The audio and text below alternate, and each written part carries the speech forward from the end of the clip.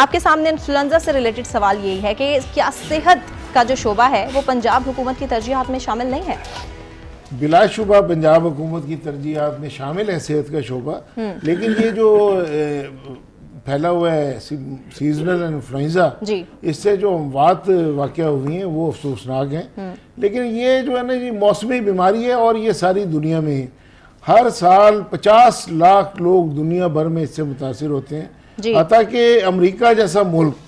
جو ایٹمی طاقت مطلب سپر پاور ہے وہاں بھی 50,000 افراد جو ہیں وہ سالانہ اس سے متاثر ہوتے ہیں۔ سنا، سب سے پہلے تو گزشتہ ماہ سے لے کر یعنی کہ دسمبر 2017 سے اب تک 106 کیسز سیزنل انفلوئنزا سے جو متاثرہ افراد ہیں وہ 106 کیسز کنفرم ہوئے تھے، اور آپ اب جس طرح سے بتا رہی ہیں کہ 40 افراد جو ہے اس کی بھیڑ چڑھ چکے ہیں، اس سے افیکٹ ہو کے اپنی جان کی بازی ہار چکے ہیں۔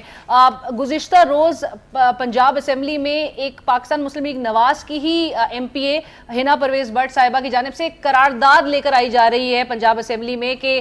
سیزنل انفلوئنزا کے حوالے سے کتنی اموات ہوئی۔ اور دیکھیں، بدقسمتی سے کسی بھی سیاسی حکومت کی ترجیحات میں نہ صحت شامل رہی ہے اور نہ تعلیم شامل رہی ہے۔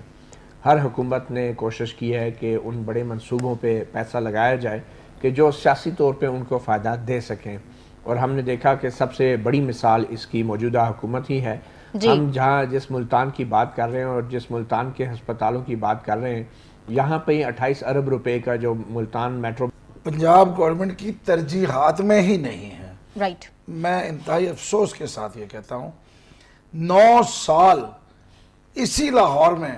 سرجیکل تھیٹر کی 9 منزلہ عمارت کھڑی رہی، انہوں نے اس کو مکمل نہیں کیا۔ اب جب اپنا دور اختتام پہ آ رہا ہے تو جلدی جلدی اس کو کسی طریقے سے چالو کیا جا رہا ہے۔ سروسز اسپتال میں آپ چلے جائیں، پورا سٹرکچر کھڑا ہے، نہیں کیا۔ اپنا